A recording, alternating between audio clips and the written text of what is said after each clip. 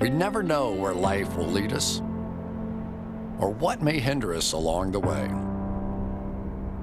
But while every day can feel like one big question mark, it doesn't have to.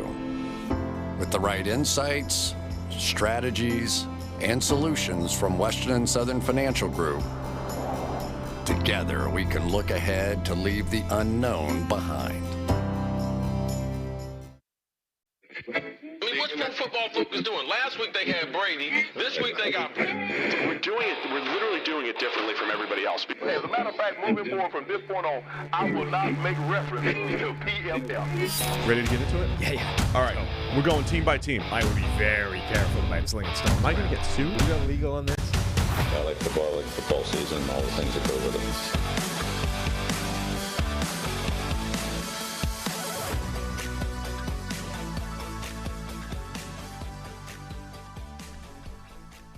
Welcome into the PFF NFL podcast. Steve Palazzolo, Sam Monson. We're live on YouTube, and we're back and ready to fix your teams in the AFC and NFC North. We're going to do it in 5 minutes or more.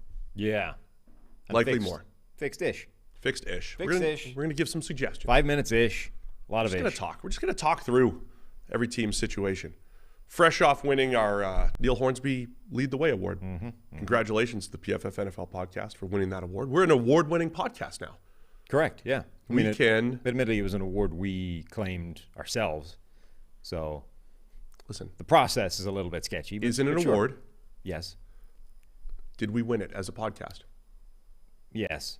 We're an award-winning podcast here. PFF NFL podcast. We can now push it as such. We've also reached our charity goal.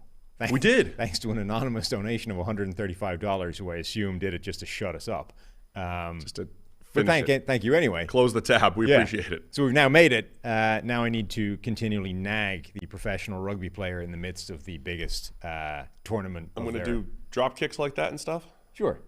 In the midst of a pretty important international tournament right now, to kindly please give us videos.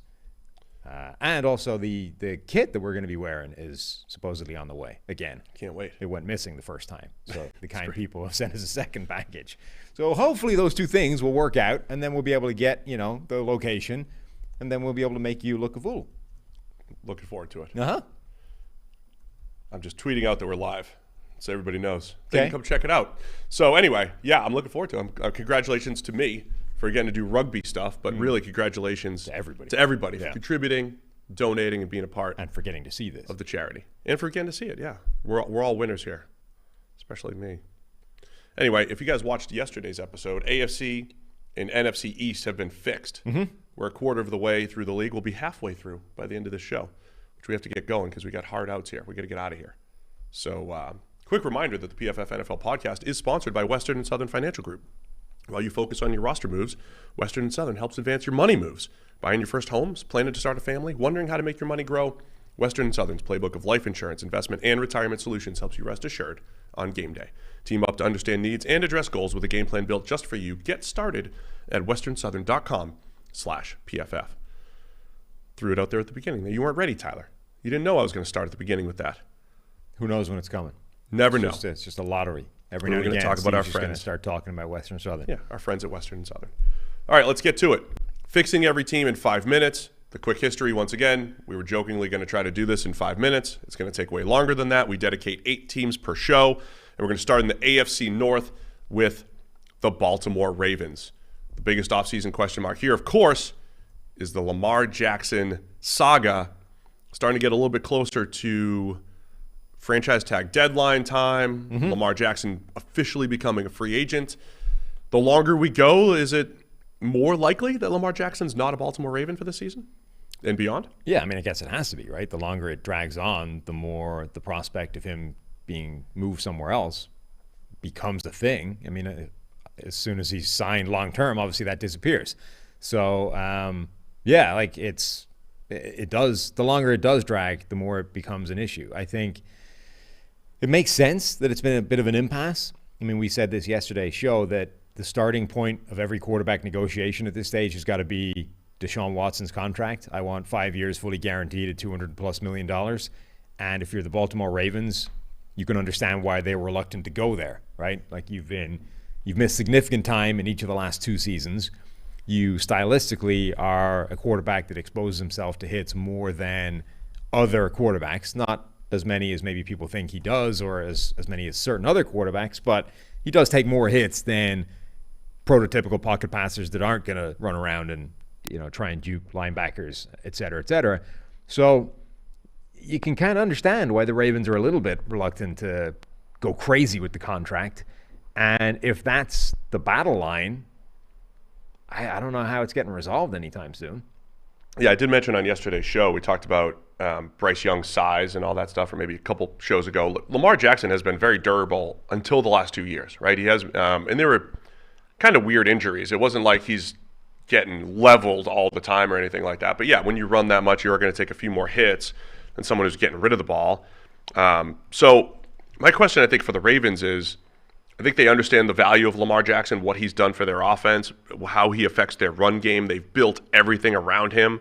They do have Todd Monken coming in for as offensive coordinator now. Which is a huge variable here. Does that signal change at the quarterback position, or just schematically? Monken's got a pretty interesting history. He was kind of like an up-and-coming coordinator, was the head coach at Southern Miss, coordinated the Bucs for a couple of years in 2016, 17, and 18. And in 18, they had that like Ryan Fitzpatrick random breakout season where he was incredible.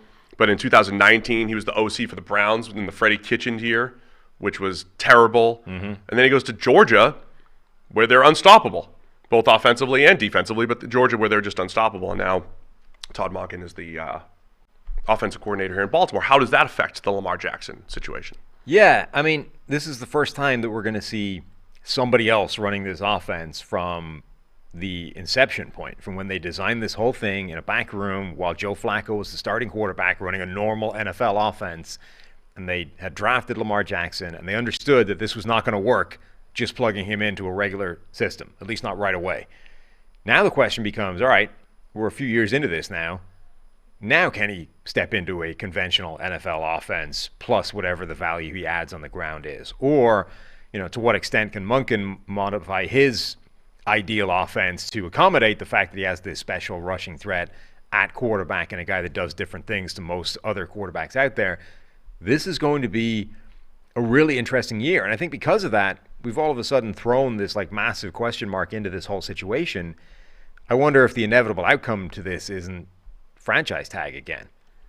So the thing we've also mentioned, and by again, I mean, we're in danger of spending the entire show on Lamar. I mean, it's like one of the biggest stories of the season, because Lamar Jackson isn't just a story for the Ravens. It's a QB domino to fall.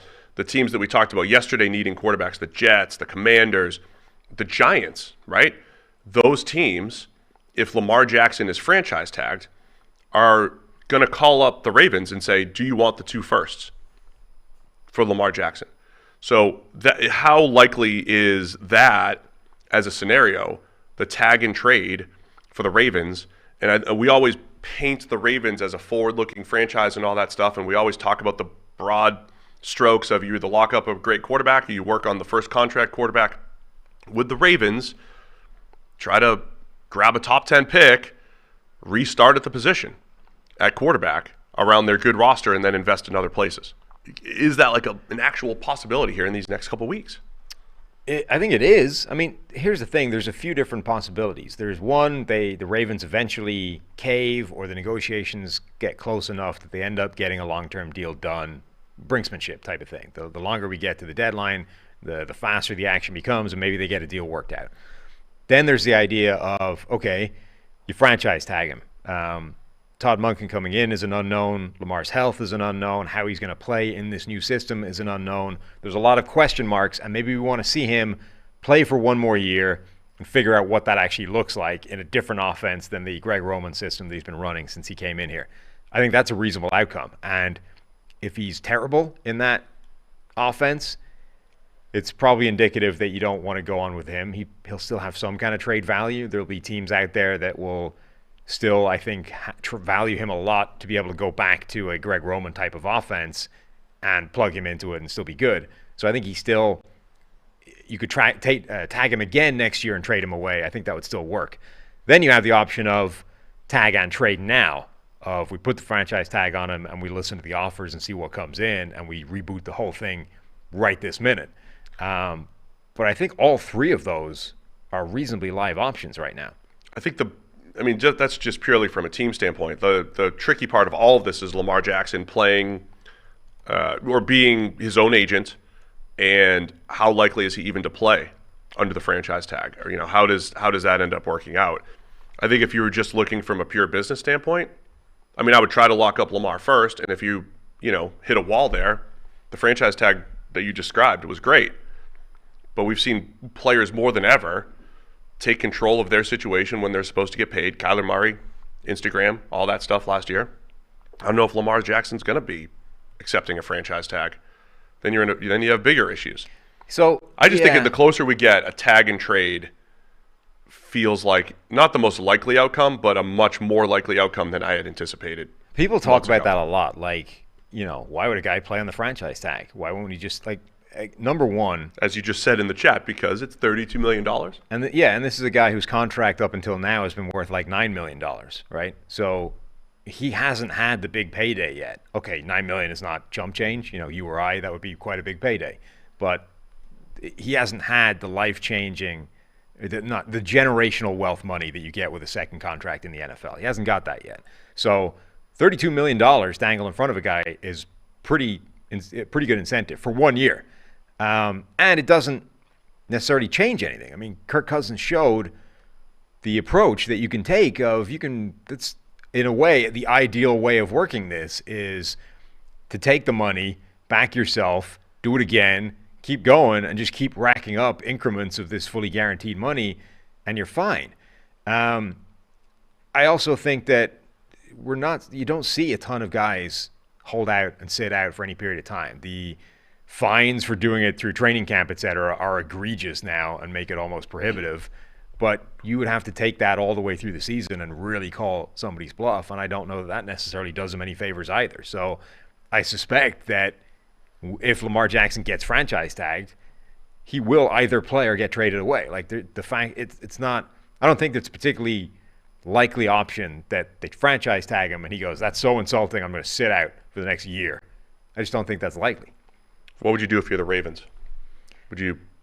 If you had a 4-year deal, close to fully guaranteed, would you do that if you're the Ravens? A 4-year fully guaranteed deal? I wouldn't close to fully, something in that range. I wouldn't want to give him much. I wouldn't want to tie. I would like a lot of assurances if I'm the Ravens before I'm giving him any kind of contract. So the thing that we always talk about, the Mahomes and Allen one, has 10 years and flexibility and all that stuff. The thing you're selling there is like, hey man, you're gonna get your money, you're gonna get your $500 million, but you're going to give us flexibility so you can win, build your legacy, and all that stuff. Can you play this legacy game with Lamar and say, don't, hamstring us with guaranteed money, but, let's create some flexibility and get you paid at the same time and also go out and win?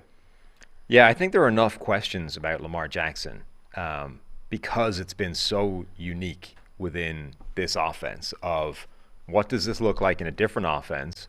What does it look like if we finally give him the number one wide receiver that he's never had? In his defense, has he started a run of injury worries that are going to linger and be a thing going forward for a guy? Like, this is the fear that teams have always had about athletic, rushing, value-add quarterbacks. Is all right, but those guys have a shorter shelf life, and we know from running backs in the NFL that those guys have a career of 5 years and then they're done. Like that's the only amount of punishment you can take. Obviously, Lamar Jackson isn't a running back and he doesn't even take the same kind of punishment of those guys, but he's closer to that, or he's moving in that direction as opposed to, Tom Brady, who could spend, like Tom Brady in 23 years has probably taken less hits than Lamar Jackson has in his first 4 years of his career. So it is a thing to start looking at this and saying, how likely is it that we're going to get 17 games of Lamar Jackson for the next 5 straight years? Which is the question that Baltimore has to be asking if they're going to say, all right, 5 years, $250 million guaranteed. Like that's the sort of basic cost-benefit analysis here. I'm just curious if we could be a fly on the wall in those discussions, how much the Ravens are not scared of going to the next quarterback, right? Like we said that we had a good discussion about Daniel Jones and the Giants yesterday, and it's like, I mean, if the price is too high, you can move on, right? You can move on and say, we'll figure it out. Like Brian Daboll, you could figure this out with another quarterback. It's a lot harder for the Ravens to do that. It is a lot scarier and riskier going, saying, okay, we just had our franchise quarterback for 5 years. We're going to go play it again. We're going to go play that game again. Even if there's an advantage on rookie contract quarterbacks, it's when that guy is good. Yeah. You don't want to let a top 8 type of quarterback, a guy that can carry your offense, out of the building. Lamar Jackson is one of those guys, right? Even if he doesn't have the passing stats since his MVP season, we know the gravity that he has in the run game and how he elevates an offense. So, and by the way, just that, since his MVP season, I mean, he was an MVP, right? Right. It's a very different conversation from Daniel Jones, who had one surprisingly quite good season, to we're talking about an actual MVP here, and he was unanimous, right, that year, even though may have been, or was it 49 votes? I think it was close. Unanimous. Even if you can make the case for Russell Wilson that year, I think, but whatever. He's an MVP, either unanimous or with 49 votes, and that's a far cry from anything we've seen from Daniel Jones. It is a very different conversation. All right, so I'm going to predict there's a franchise tag involved, and there may even be a trade, but there's definitely a franchise tag involved. Yeah, well, there kind of has to be at this point, almost. Yeah, we're getting down to it. We are getting down to it. So franchise tag, maybe they end up trading him. Let's assume, whatever. We're going to keep Lamar Jackson for this year. We're going to have him. Elsewhere on the roster, the biggest hole is probably Marcus Peters, starting corner, being a free agent. And the other free agents on defense are older players like Justin Houston, Jason Pierre-Paul. And you have guys on the roster, Tyus Bowser, Odafe Owe to fill in for them. So you probably want to add some depth at edge defender. Offensively, you need a starting guard. 4/5 of the offensive line is back. And then as far as needs go, you mentioned earlier, let's get some receivers here. Assuming it's going to be a different offense, it's going to be maybe less reliant on a bunch of tight ends. Mark Andrews can still be a star. Let's see what this offense looks like with multiple receivers. I think that has to be in play for the Ravens, both in free agency where they have some money, but also in the draft where they only have 5 picks. First one is at 22 overall. Yeah, they do have a chunk of money, so they can spend in free agency. As is usually the case with Baltimore, they're not in a bad place from a roster construction standpoint. Like they tend to do this quite well, so they don't have a ton of glaring issues or needs. The biggest one is obviously what happens at quarterback. They have restocked edge rusher in the draft the last couple of years. They need that to work out because of these old guys presumably being let walk. Maybe they reload a little bit with more older guys. Let's change the old guys that we have kicking around. But Odafe Owe, David Ajabo was obviously a kind of red shirt last year. Got back onto the field, True, but yeah. was drafted for 2023 and beyond, not for 2022. So Ajabo showing that he can actually be a legitimate pass rusher in the NFL would be huge. Incredible Depth there that they've built, right? As those young guys as their backups. You could probably add a little bit more defensive line depth, but again, Travis Jones was a third rounder last year, guy that was getting first round hype, third or fourth round. They have bodies there. So where do you go at receiver? Let's wrap up the Ravens right now, but what do you do at receiver? Are they calling in OBJ? I don't know if Jacoby Myers is the fit there. I always view if a team that's going to run that much as we want more, field stretching speed types. So what's the play here for the Ravens? Yeah, I mean, they're not. Zay Flowers could be a guy in the first. They're not in a terrible spot. They have, obviously, Mark Andrews is their number one receiver, even if he's a tight end. Rashad Bateman should be a functional part of a more conventional passing attack as a number 2. The guy you want is that sort of star number 1 wide receiver. Or just adding bodies and making sure you have a comfortable receiving core, because that's the problem, is that it's basically Mark Andrews, Rashad Bateman, who's been injured and struggling a little bit, and then nothing else. So that's the issue more than you need to find your next Julio Jones to get plugged in there. They have spent a couple first rounders. Marquise Brown, Rashad Bateman, Brown's already been traded. I liked that trade at the time, even though you lose one of those weapons. He's he's up for contract soon. You got Tyler Linderbaum essentially to replace him as a starter on the offense, even though Linderbaum's a playmaking center, not a receiver. So anyway, I think starting corner, something they have to look at. Maybe another team that's looking at Jamel Dean potentially. I don't think they go crazy money-wise there, though. And then receiver, I think you have to see what you can do with this passing offense with Lamar. Yeah, and as much as it's not like a good wide receiver group in free agency, I think there's some players that can be useful parts of a group. Like if you're confident in Bateman and Mark Andrews, I think you can add 2 or 3 guys. You can add the next 2 on the depth chart and be pretty good in free agency. All right, there we go. Did we fix the Ravens? Yeah, ish. Gave them some suggestions. Again, let's go to the Cincinnati Bengals. Our hometown Bengals, they lose in the AFC Championship by 3 to the Kansas City Chiefs. Back-to-back really impressive seasons. Joe Burrow clearly has turned this whole team around. So now, heading into the offseason, last year we knew the offensive line needed to be addressed. I thought everything that they did was fantastic. It didn't work out perfectly, and then they got injured down the road. But day one of free agency, it was day one, right? They get Ted Karras and Alex Kappa, 2 guys making about $15 million per year for 2 starters. That's beautiful. Do more of that. NFL teams that need to fix your offensive line. And then they got Lyle Collins after he got released by the Cowboys. So you still probably need some youth and some depth up there on the offensive line. And then the other big ones, Jesse Bates, finally hitting free agency officially here for the Bengals. So got some stuff on the defensive side. And then all of this also needs to consider Joe Burrow and Jamar Chase absolutely need to get paid, and T. Higgins maybe needs to get paid.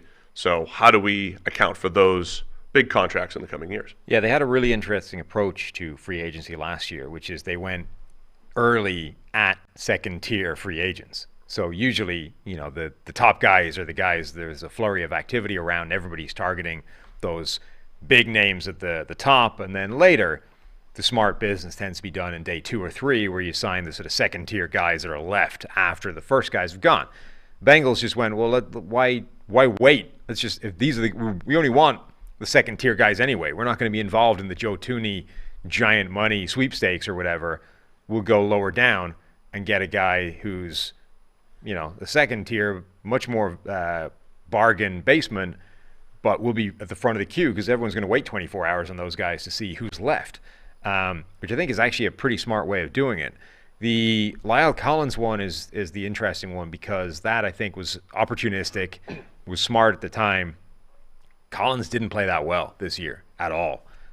He was a major upgrade in the run game and is obviously much better than Hakeem Adeniji at right tackle. But his pass protection was pretty rough. And I think if you're the Bengals, you're sort of looking at that and going, did we really fix that spot, or does that still need attention?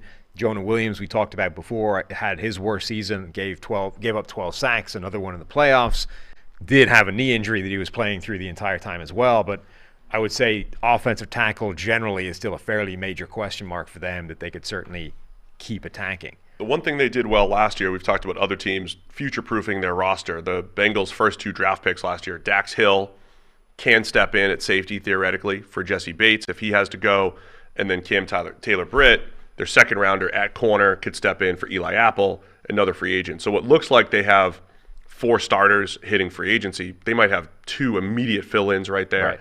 Also losing Jermaine Pratt and Von Bell as free agents potentially there. So the defensive side of the ball remains solid, right? I mean, it's a good spot, and we spent all offseason last year just talking about the Bengals, last 2 years just talking about the Bengals offense. Might be another year of that because we're figuring out they need younger tackles. Maybe there's a player there at 28 overall they could bring in as a tackle, starts as a backup this year and eventually becomes a starter. But it's going to be a challenge to pay Jonah Williams, who's been an average left tackle, which we always say is valuable, but it's like Riley Reif type is what Jonah Williams is. Riley Reif was getting $15 million a couple of years ago. It's going to be really tough to keep Jonah Williams at left tackle in the future. It feels like that this is where the Bengals need to future-proof their roster, is the offensive line, both because they got hurt last year and they need depth, but because next year at this time it could look like you'd need 2 new tackles. Yeah, No, I think they have done a good job of future-proofing. I would expect Dax Hill to start as one safety spot. I think I would try and bring back Von Bell and make sure that you're not getting both safeties leaving at the same time. Again, these are always sort of dependent on what the asking price is, but I would definitely be having conversations with Von Bell to see if you can bring him back. I think the same thing with Jermaine Pratt. He had a pretty good year this year, and all of a sudden, Pratt and Logan Wilson, that's a really good linebacker duo. Mike Hilton becomes your sort of slot, your nickel guy. That's a good secondary. I would be trying to keep, or secondary and back seven. I would be trying to keep that intact as much as possible with the assumption that Jesse Bates was always leaving. Like, it seems fairly clear that they never really intended to keep him around long term. So I would be trying to get those other guys that are leaving back. Let Jesse Bates walk, let Eli Apple walk, because you have those built-in replacements. And then you're still in a really good spot from a salary cap point of view. So generally here, I think you can, when you pay your quarterback, you could probably keep two other $20 million players, right? Or 6 or 7 $10 million players, let's say. So when the Bengals have to make these financial decisions going forward, of course they're signing Burrow. I think, of course, you're signing Jamar Chase. They'll never, you never let them get broken up, ever. What do we do with T. Higgins here? You know, my take a couple of years ago with the Chiefs was to never let Tyreek Hill out of the building. Maybe I was wrong. They won a Super Bowl, so it didn't matter. But they chose to take Tyreek Hill, maybe not when he had the most value, but when he had extremely high value, recoup 4 to 5 players for that, and essentially take the chance that the improved offensive line plus Patrick Mahomes just being Patrick Mahomes will offset the loss of Tyreek Hill. The rest of the team gets better. Do the Bengals take that chance, right? Burrow's great. He's awesome. He's fantastic. We've also only seen him these last 2 years play at an elite level when he has Jamar Chase plus T. Higgins plus Tyler Boyd, right? 3 receivers, the team building strategy that we preach here all the time. Get 3 or 4 playmakers that are tough to cover. Are the Bengals ready to say, hey, we'll pay T. Higgins his $22 million a year or whatever he's going to command, pay Jamar Chase close to 30, and pay Burrow in that 45 to 50 range, whatever that range is going to be at this time? Can they go with all 3, or do they say it's Burrow and Chase, and then we'll get younger and better depth by trading a T. Higgins? Yeah, I would try and keep the 3 of them around. I think you have the ability to do that in the NFL, and there's enough evidence out there of teams that only have one, quote, only have one superstar receiver, and that being like a limiting factor, right? Buffalo's offense is capped by the fact that it's only Stephon Diggs, and Gabriel Davis didn't step up to being that true secondary threat. Dallas, CeeDee Lamb, same story. For years, Green Bay with only Devontae Adams. They had the best receiver in the NFL, but it was still seen as a problem because they didn't have anybody else.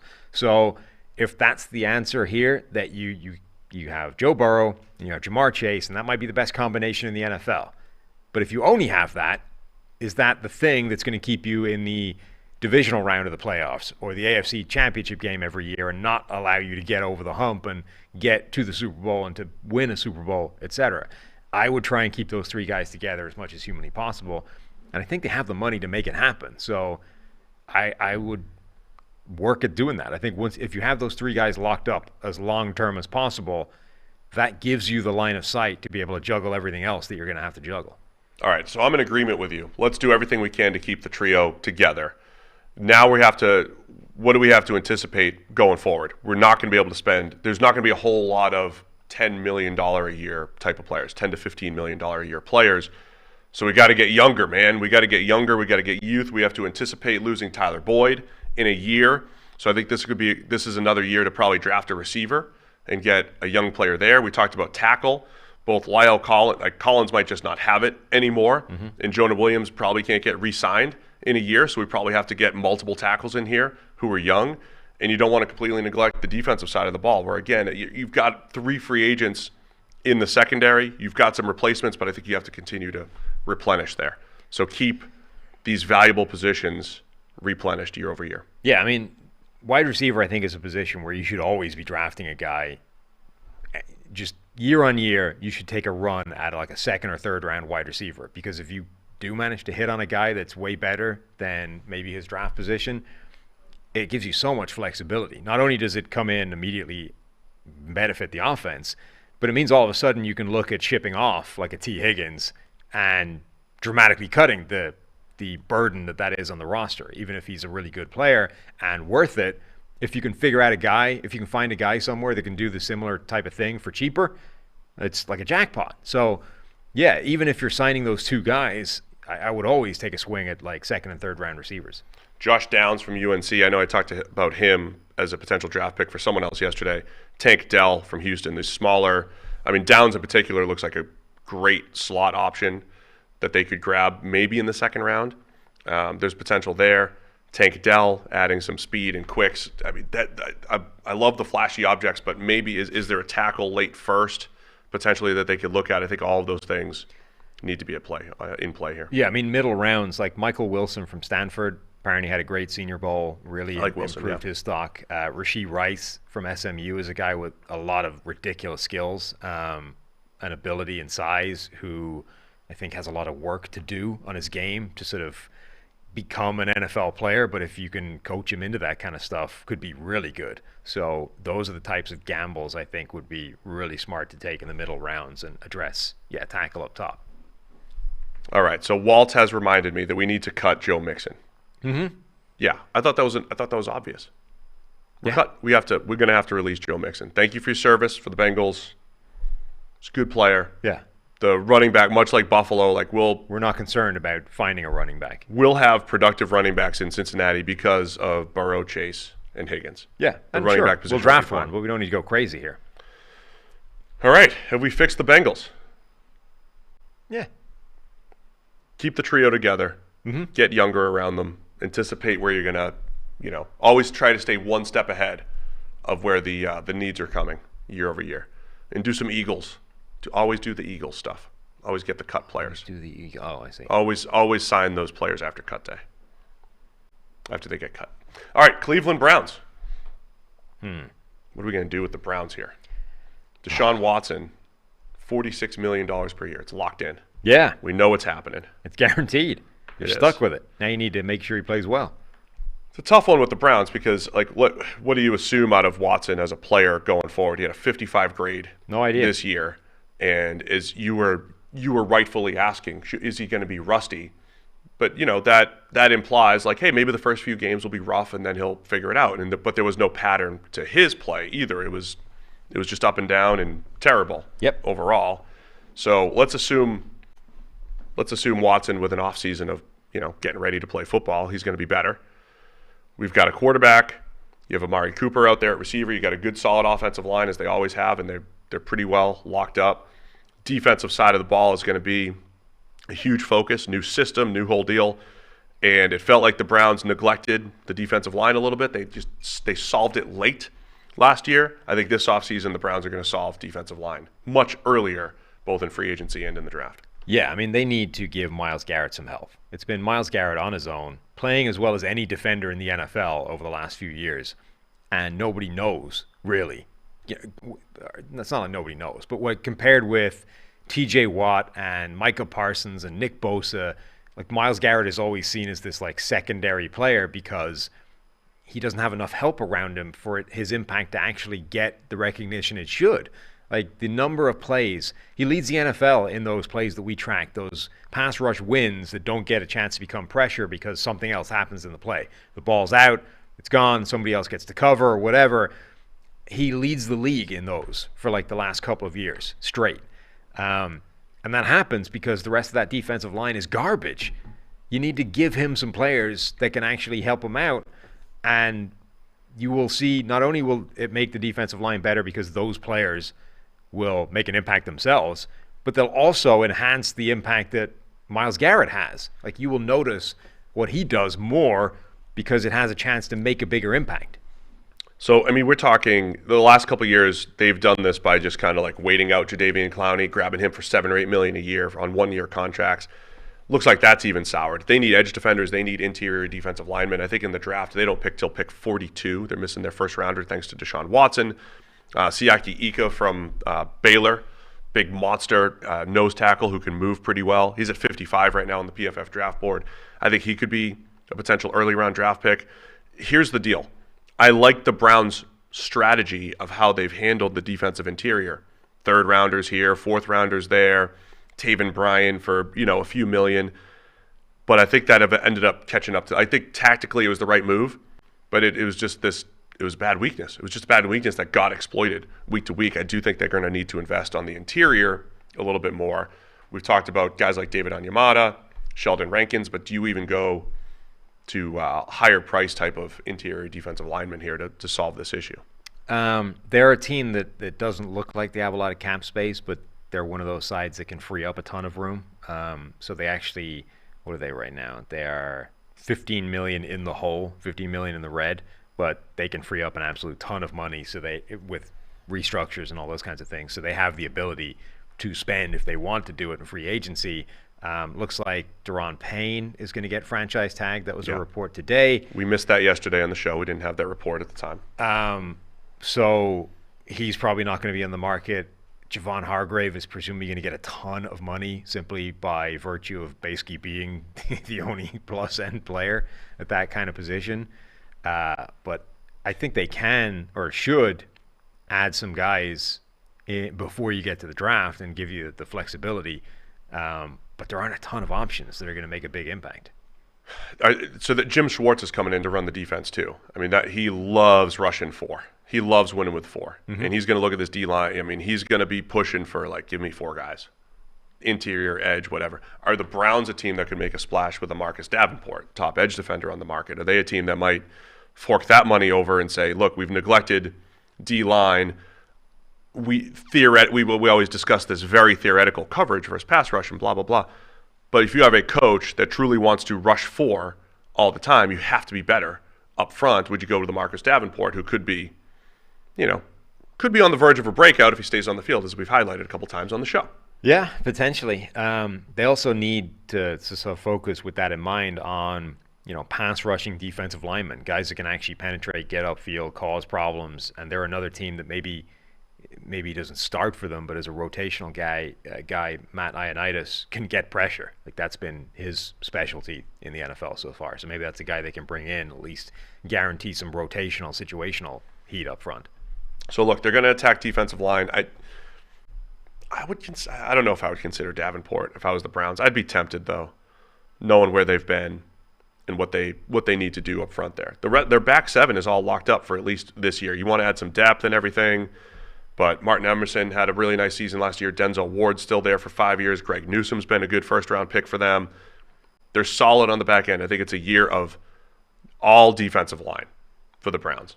Offensively, they got to figure out center. 4/5 of their offensive line is back. Center is a place they have to look. And then, as always, I have to look at receiver. Is Amari Cooper plus Donovan Peoples-Jones, David Bell, Anthony Schwartz, is that enough at receiver?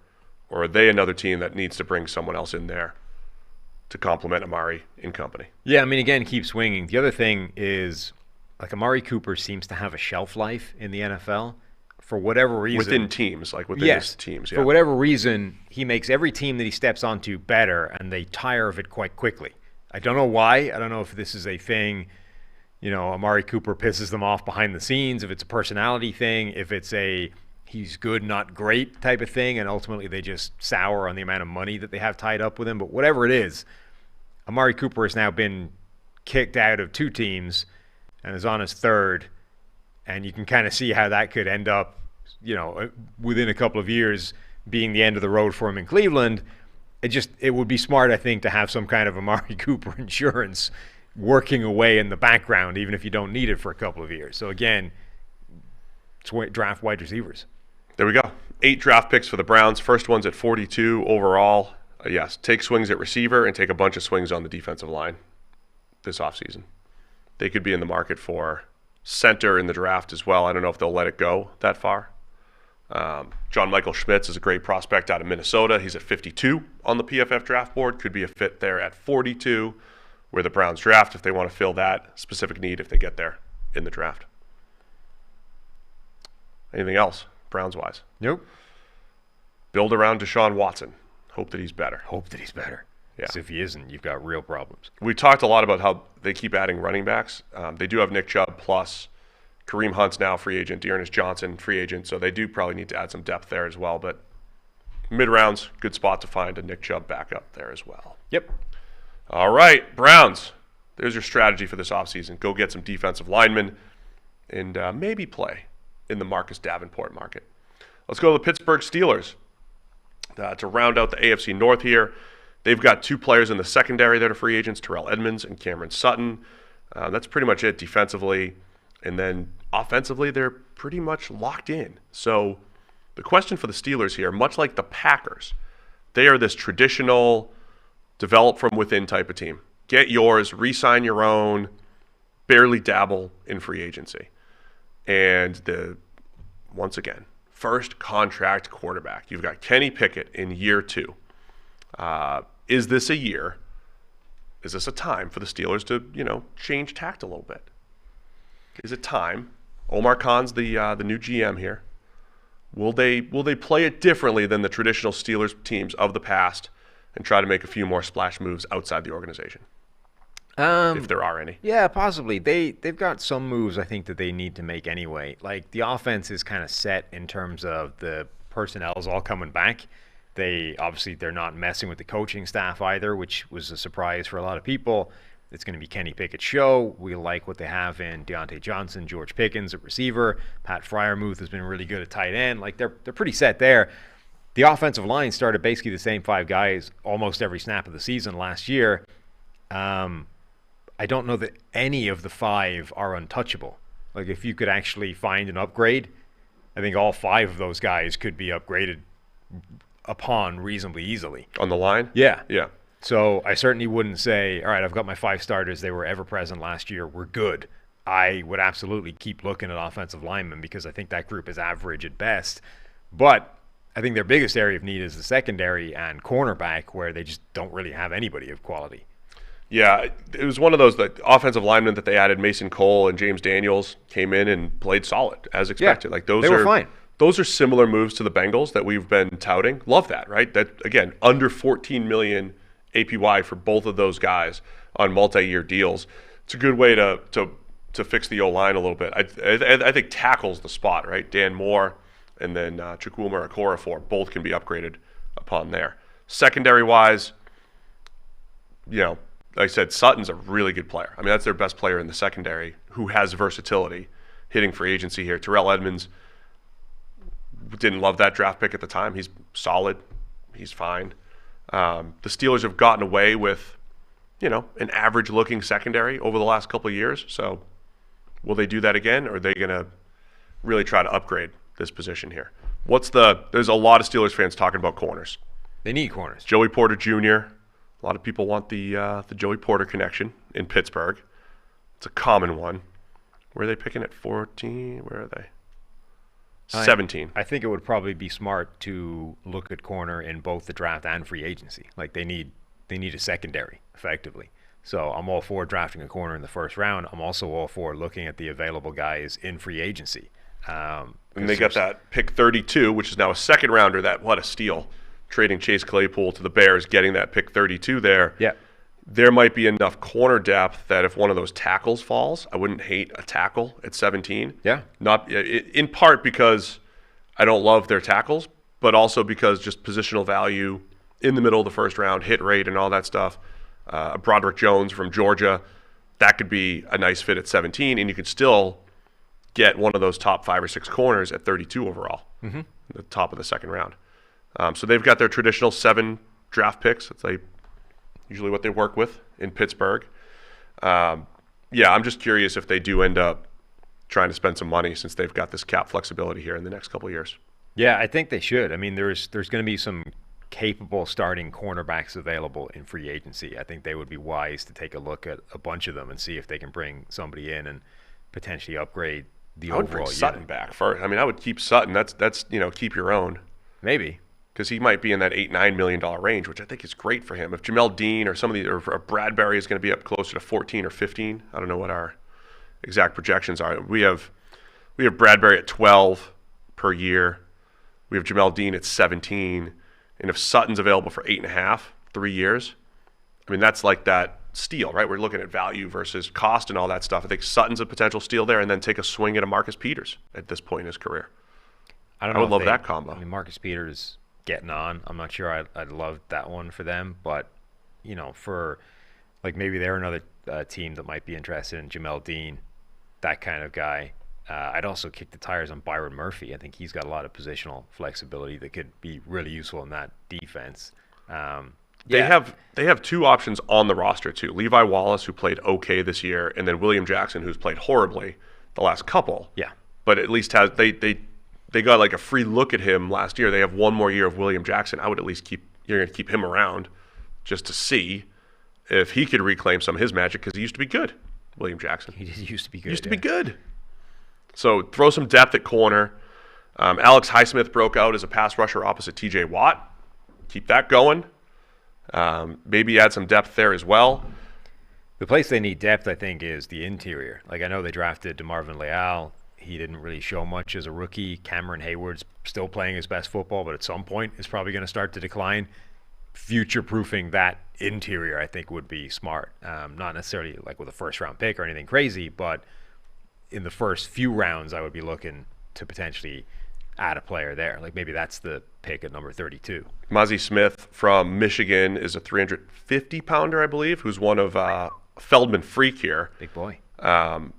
He could be a play. He's at 35 on our board now, and I mentioned Siaki Ika from Baylor. Either of those guys, maybe with their third pick too, 49 overall. I'd rather spend a little bit of a lower pick on an interior defensive lineman, but either of those guys at 330 to 350 could be a nice fit, old school Steelers type, play a little nose tackle and improve their run defense, which has been hit or miss these last couple of years. Offensively, anything else you want to do around Kenny Pickett? Is Deontay Johnson's at this record for most catches without a touchdown. George Pickens has his special skill set. Is something missing there, though, with this receiving core? Or is it simply the offense that is holding them down here? I mean, I'd always be on board with adding a speed receiver, but I don't know that this offense will make any use of it, even if they have one. Calvin Austin's there. That's true. Calvin Austin does use come Calvin back Austin after his injury-plagued rookie year.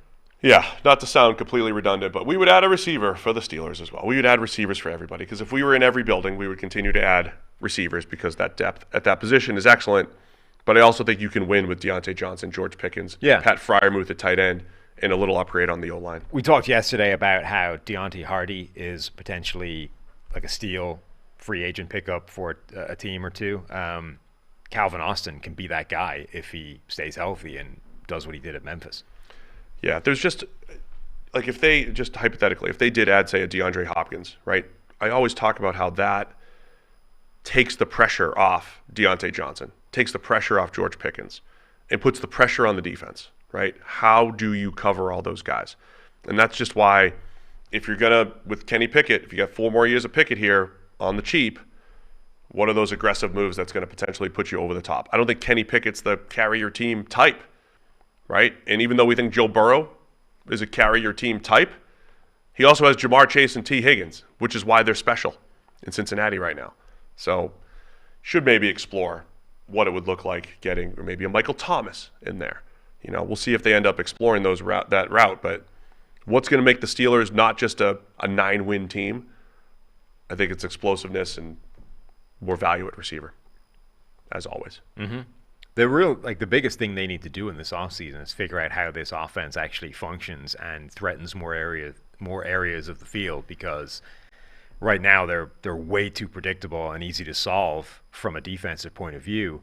And I think a lot of people expected that to result in the loss of, or the change, or a change at offensive coordinator. It didn't. So now they need to figure out, all right, if we're not changing anybody, how is this changing? All right. Yeah, they got to be better. I like this suggestion. Ivan Pace Jr., next great Steeler linebacker. He's an excellent pass-rushing linebacker that stole the show at the Senior Bowl and in my draft model. Yeah, that could be a great news. Devin Bush really didn't pan out for them. Devin Bush did not pan out. I like that. Pace Jr. from Cincinnati, going to the Steelers. Lock him in around round 3 or so, unless he goes higher. All right, man, we got to get to the NFC North. Can we crank this out in an hour? Probably not. Certainly not. Not with the Chicago Bears being the first team up. Oh, dear. Let's debate number 1 overall. What do you do? What do you do? What do you do? I change my mind every week. Yeah, well, I'm on record. I keep Justin Fields. The end. I'm fine with that. I would consider the trade, but I'm fine with not trading him. So let's say the most likely scenario too is that they're gonna keep Fields and trade number 1. To me, the available options. Also, by the way, I would listen to calls for everything. Of course. So if somebody came in with a ridiculous offer for Justin Fields, that would probably be enough to make me go to the other side of this conversation. But as things stand, assuming the offers are about equal, I don't see the available draft quarterbacks as so much better than Justin Fields that it's a slam dunk. If, again, like the Rick Spielman thing he told us, if Bryce Young was 6'2", 220, we're having a very different conversation. At that point, I think you can justifiably argue that Bryce Young's tape is night and day better than anything we've seen from Justin Fields in college or in the NFL. And that, to me, is a conversation worth having. But Bryce Young isn't 6'2", 220. He is, in fact, probably around 180 and 5'10", which would make him like the smallest quarterback in the NFL since offensive linemen weighed 230 pounds. Like, we are talking unprecedented size concerns, at which point I think there's enough of a scare there to say, give me Justin Fields, let me build around him and see what we can do. So let's assume we're going to do that. There's a few teams in NFL history that have as much power as the Bears this offseason. Almost $100 million in cap space, the number 1 overall pick, 8 total picks. Last year they spun their draft picks into like 11 or 12. Also last year at this time when we were fixing the Bears, we said, what should Ryan Pace do? Rebuild, rebuild, rebuild, find players that are young, that are going to be a part of the future in Chicago, trade down and get as many draft picks as possible and free up cap space. He did all that. I mean, the fact that in 1 year, the Bears just sucked it up, had a rough season, even though they were 2-1, and some experts thought that they were going to be a really good team because they're 2-1 and they're Bears homers. Experts, huh? Experts. Okay. The guy who likes to poo-poo on experts says he's the expert. Okay. The Bears sucked it up last season, and said, bad cap situation, we're going to draft a ton and build for the future. And a year later, they're in great position. So what are we going to do with this? Other than having no players, yeah. Well, I mean, great position and exciting. You mentioned the unknown, the boxes. Yeah. The unknown. This is what the Bears have. They They have boxes. all sorts of unwrapped boxes. A lot of boxes, right? And you're going to turn this one big box, round 1, pick 1, into like 3 more. Yes. You have 8 picks, and we're going to turn that into 11 or 12. So that's step 2, right? Step 1 is committing to Justin Fields going forward. Step 2 is we're not using number 1 overall except to move backwards. And the ideal scenario for Chicago is trading with the Indianapolis Colts, going back to number 4, picking up a first-round pick next year to hedge, because look, I'm willing to commit to Justin Fields this year, but I'm also well aware of how far away he is as a passing quarterback to where we need him to get to, that I want insurance. And the insurance is, give me 2 first-round picks next year so that there's no possibility that I can't get to the top of the draft to get a quarterback, right? How galaxy-brained should you attack this thing? If you're truly looking to, okay, we're going to keep Fields, but we want to hedge just in case we had a shot at Drake May or Caleb Williams next year. Right. Do you trade with a team that you think is most likely to be picking at the top of the draft next year? No, because I think if you stink, like if Fields is bad, you don't win games, you're picking high in the draft anyway, and then as long as you've got a second first-round pick from somewhere, you've got enough ammo to get to wherever you need to get to. I think, but you're not getting, like, it's not ammo. There's no such thing as ammo when it's for Caleb Williams and Drake May. It is ammo. It is. No, because nobody's going to trade out of there. Well, good. Whoever has 1 and 2 next year, unless things drastically change, whoever has 1 and 2 next year is picking those 2 quarterbacks. What if Patrick Mahomes breaks a hip and they play the entire year with some random-ass backup who isn't Chad Henne because he just retired? The Chiefs go 1-16, and they have the number 1 overall pick. You're telling me they're going to pick one of those guys? It's quite the quite the what if scenario. But that's what happens. Like, the Colts ended up with Andrew Luck because Peyton Manning got hurt, and they had to start Scott Tolzien for an entire year. Okay, so that answers my question. You wouldn't say, because like the Texans still look really bad. Yeah, right? if the Texans draft a quarterback, In the Colts look better than that, I think. If like the Texans could be the number 1 overall pick next year, and they might want to trade up from 2 to 1. I don't know if they'll give up next year's first round just to move up 1. right? I'm just saying, would you look at the Falcons or the Panthers and say, well, they're going to be the closest thing to the number 1 pick next year, therefore I want to trade with them, just in case, looking ahead? No, I want to trade to number 4 and then draft Jalen Carter. Okay. So you're going to play the blue chip theory here. Yes. It's a couple blue chips. I want to make sure I come away with 1 plus extra The draft things picks. I want in this trade are Jalen Carter and or Will Anderson, and a first-round pick next year. Whatever else I can get on top of that is gravy. But those are the 2 things I want to come out of this trade with. I can be on board with that. I'd want Will Anderson. I think he'd probably go ahead of I saw Daniel Jeremiah had Tyree Wilson over Will Anderson in the draft. Not necessarily because of his own evaluation, Seen but that as before. a predictive I move. Cannot understand how that could possibly happen. Well, if Daniel would respond to us and be on our show, so we can talk to him. It feels a lot like Trayvon Walker over Aiden Hutchinson. He just in a explained why different it's year. not, and he used some of our data to prove it. What did he say? Pressure rate. What about it? Wilson actually has production. Right? He's still a lot worse than Will Anderson. Yeah, I mean, there's similarities to it, but it's not like it was the Trayvon Walker thing was pure combine-driven upside projection, pure traits, like traits things, right? But Tyree Wilson did have a very good season for Texas Tech. Yeah. He had a good season. Right. It's not like Trayvon Walker just did not rush the passer effectively at all. Anyway, talk about that later. All right, so I'll agree with you on the Bears thing, right? We'll hold Fields, we'll trade down, and then we'll draft one of the top guys. Mm-hmm. And then we have all the other draft capital, right. and it's just as simple as get the best play. Just keep drafting good players. Yeah, that's like step number 1. Use the draft model. Keep drafting the best Use players. the draft model. Yes. What are you doing in free agency before we even get to the draft? Like, assuming that's the plan, we keep Justin Fields. We're trading out of number 1. If we can get that done early as possible, great. We trade to 4. We're going to draft Jalen Carter. Fine. Then we're going to draft good players. What are we doing in free agency with this stockpile of money we've got? Getting all the players. All the players, preferably young. But free agency, the players aren't good. So are Mike we going to... McGlinchey. I would bring in McGlinchey. Yeah. Veteran presence at tackle. Veteran presence. Yeah.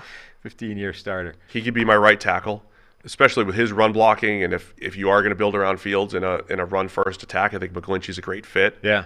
I'm not taking the bait on running backs. I'm not going to be the team that does that. God, no.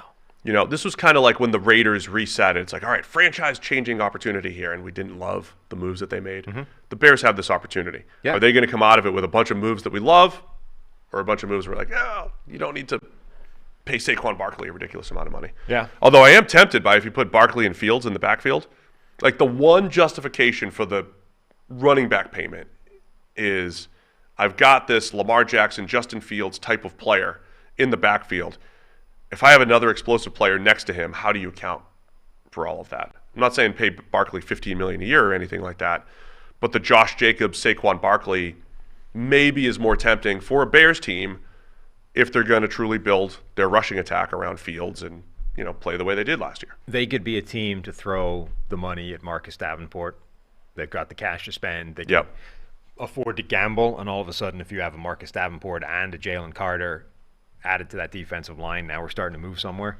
Yeah, some of their investment last year was Jaquan Brisker and Kyler Gordon in the secondary. They got a little bit younger there. Jalen Johnson's already there. Eddie Jackson's there. It's not terrible on paper, but you'd still want to probably add some bodies there. But yeah, I think defensive line's going to get a big chunk of the investment here. Mm-hmm. So I don't mind big money there, but then you have to go, you got to figure out the playmaker situation as well. So do you take all of your extra presumed draft capital and do you go get the T. Higgins or do you go get DeAndre Hopkins or whoever it is to aid Justin Fields here? That's the thing. Like, they can afford to potentially throw some money and trade and draft capital at a trade. Now, this is where the trade becomes the trade back from number 1 becomes complicated, because if you want that first round pick next year, and you want Jalen Carter, now you're running out of things that you've acquired in order to trade to get, a T. Higgins or whatever. Like, it's going to be intriguing to see what kind of offers the Bears get for that pick, because maybe that's the kind of thing that might tempt you into trading back as far as 7 or 9, where all of a sudden you're saying, all right, we went back further.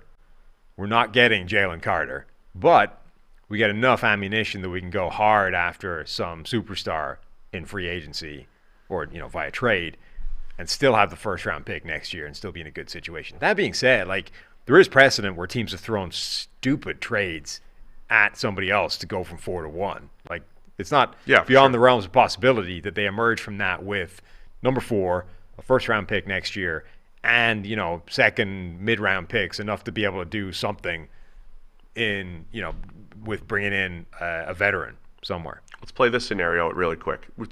There's rumors about the Panthers maybe jumping up from 9 because it's further down. They'd have to give up so much more. You said you want to come away with Jalen Carter at 4. Yep. I'm saying, going back with what I said last year, the player that I liked the most coming out of round 1 of the draft was A.J. Brown to the Eagles. If I'm the Bears, can I concoct one of those situations? Can I move to 7 or 9 or wherever? Would the Bengals be in play in the T. Higgins sweepstakes? Somebody offered, would the Bengals actually do this too? Right? We just talked about how they got to get younger at tackle and all this stuff. The Bengals can go get a starting tackle at 9. So we trade down to 9 with the Panthers, get all sorts of stuff. Trade 9 for T. Higgins. Now, I would rather T. Higgins than Jalen Carter or Will Anderson. Maybe not Will Anderson, but it's close. I would rather T. Higgins than Jalen Carter. I'd rather T. Higgins, knowing I need to pay him $22 to $24 million a year. I would prefer that than the shiny draft object, which is Jalen Carter, Will Anderson, whatever it might be. I think that's a better case scenario for the Bears, plus all the other draft capital, right? And then the Bengals have to play this game and say, we can get this starting tackle, young, good player, going to start, and now but I'm going to save the Higgins money going forward. I got to replenish there, but I've got my starting tackle, and I can actually spend money in a couple other places. Yeah. That's a world. I mean, it might not be the exact scenario, but I would rather come away with a playmaker at receiver than Jalen Carter at 4 if I'm the Bears. So make that happen. Make those trades happen if I'm the Bears. Okay.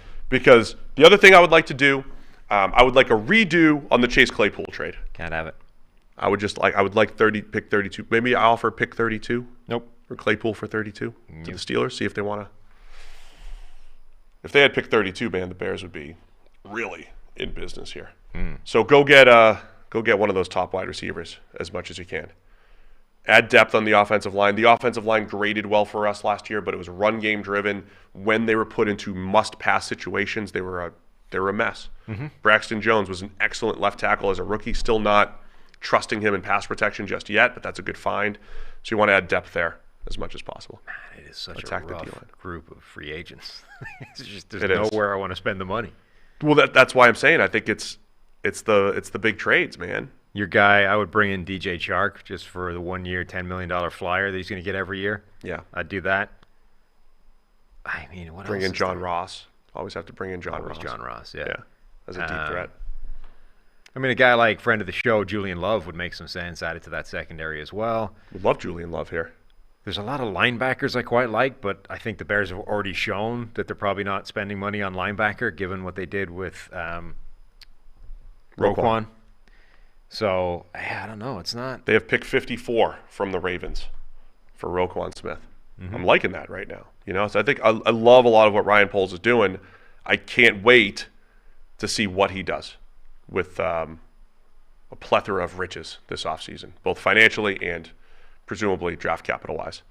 So you've got some ideas for what we would do. But I would, if I'm the Bears and I can come away with one of these first-round picks that I'm getting, or the first-round pick becomes a playmaker, plus a next year's first rounder, plus extra draft picks, and I'm building around Fields. That's one of my biggest wins this offseason if I'm the Bears. Boom.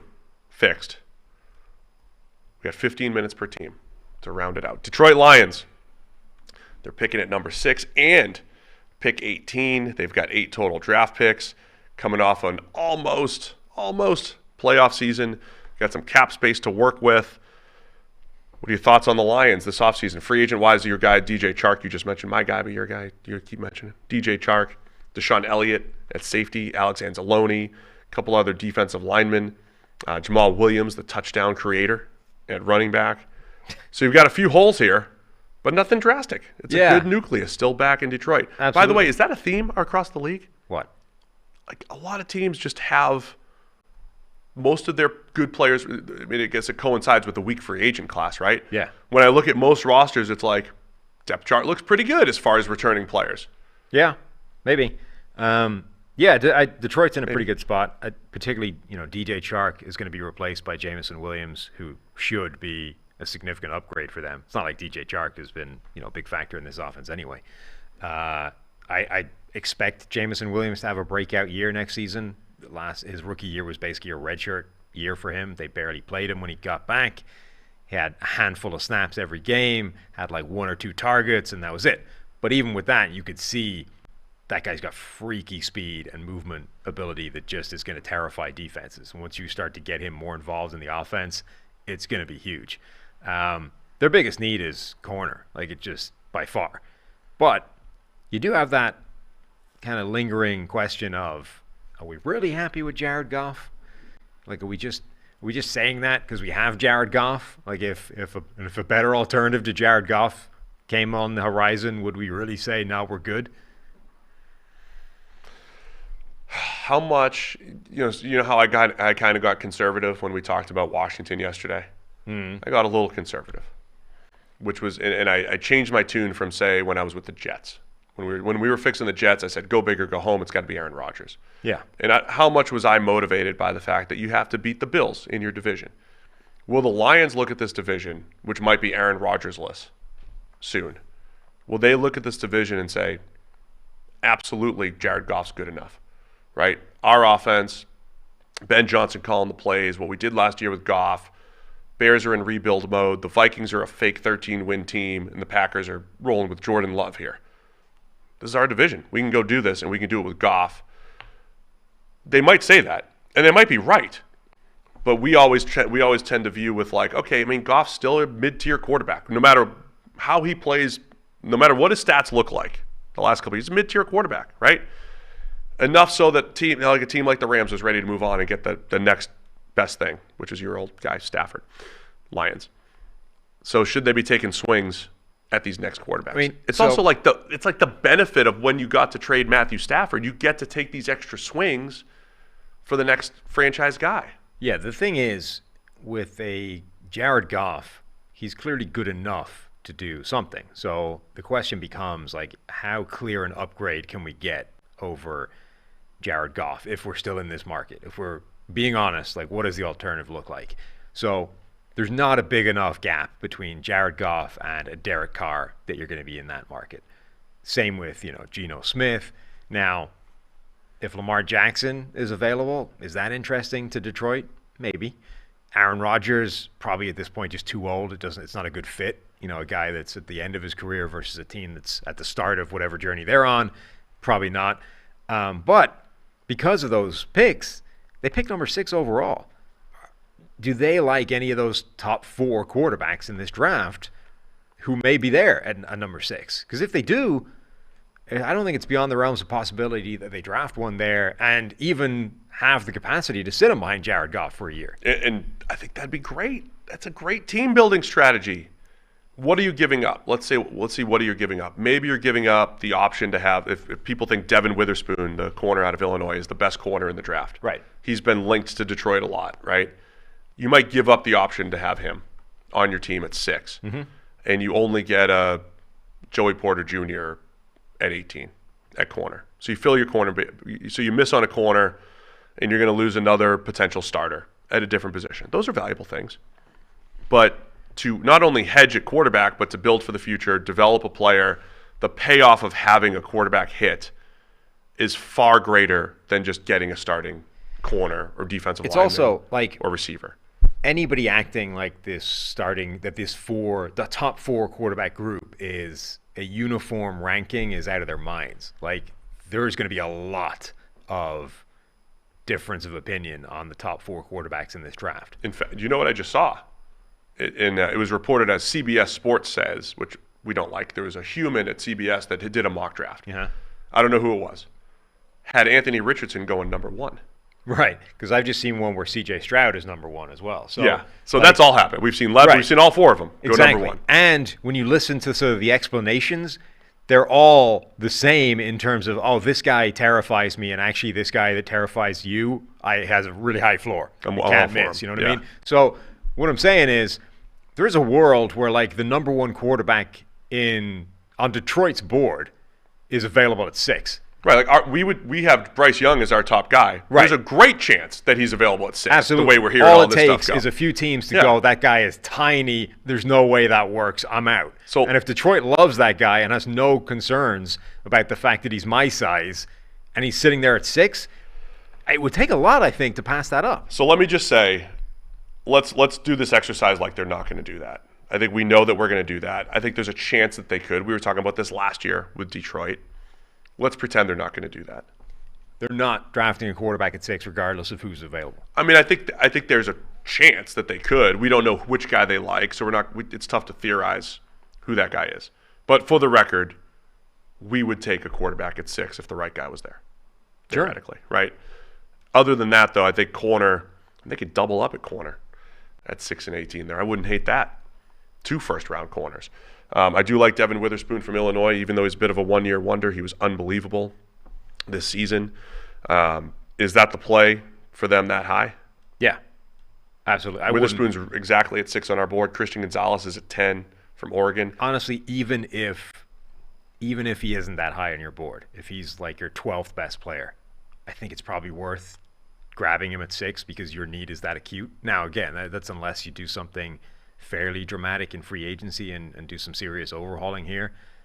Detroit is one of those teams that's slap bang in the middle in terms of space, how much cap room they can free up. They're not in a terrible situation, even though they don't really have any money to spend right now. But they could go shopping for a starting cornerback in free agency if that's what they want to do. That just puts you back to what we've been talking about of there's a bunch of guys that are 30 years old who they're probably not interested in, right? They're not. I doubt Detroit is going to be in the Marcus Peters, James Bradbury, Jonathan Jones, Patrick Peterson type of marketplace. I would assume if they're interested, they're looking at younger players, which puts you in the Emmanuel Mosley or Jamel Dean, Sean Murphy-Bunting, that type of group instead, which is entirely possible. But even if you did that, I still think you're probably looking at corner in the first round. And you could look, here's why you could look at 2 of them. Under contract, Jeffrey Okudah, who we know hasn't worked out well, Jerry Jacobs, Bobby Price. Right. That's it. Amani Oruwariye is a free agent. Mike Hughes. There's a couple backups in there. There's just you come away with 2 corners at 6 and 18 and completely change that defense. Love the way the pass rushers came along yesterday. They've built some last year. Aiden Hutchinson, Theo Juarez, Charles Harris, of course the great James Houston IV. They've got some really good depth there. There's still maybe room for more big guys on the interior of the defensive line with Michael Brockers and Alim McNeil already there. So come back to receiver, right? We talked about the way the Lions built their teams the last couple of years in the trenches, both sides of the ball. A little bit last year, and then this year was going to be the win on the perimeter. Got to find guys on the perimeter. Still room to grab another receiver or 2 and add corners. I think that's the focus this offseason. Would a Jacoby Myers be a good fit here or too redundant to Amon-Ra St. Brown? I think he would fit. I think that would make some sense. In fact, you never think it's redundant to have 2 receivers who are capable of getting open, which is a fair take, basically. Yeah, and I think they do play different positions. They would function within the same offense, and actually with the 2 of them complementing Jameson Williams, who brings something totally different to the table, is starting to look like a really nice receiving core. What about Quentin Johnson? Even though we don't love him as a player, the concept of Johnson. So St. Brown's a high-end possession type, right? Josh Reynolds, complementary piece. Jameson Williams, uber speed receiver. Now you have speed plus size in Quentin Johnson. And we talked about, look, I don't know if Johnston is a true 1, but if he's your second or third option and maybe eventually develops into a 1, I'm more likely maybe to take that chance with Quentin Johnston from TCU. Other people love him. If there's a even though I don't love him, if there's a position I'm most willing to concede my take is that it's at receiver. So he might be a guy that I would consider there if he's around in the middle of the first round. Probably not at 6, though. But I think if they go corner, or corner receiver in the draft, I'm happy for the Lions.